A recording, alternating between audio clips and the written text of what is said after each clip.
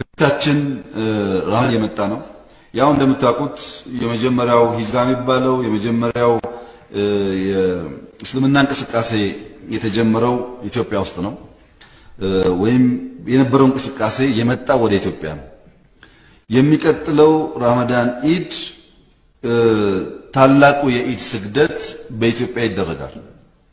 ይሄንን ታላቁን የኢድ ስግደት ከሁሉ ዓለም የሚገኙ ኢትዮጵያውያን መተው ድምቀት እንዲሰጡ ይጠበቃል። ብዙ የአረብ ሀገራት በቂ ሙስሊም ያለን አይመስላቸው።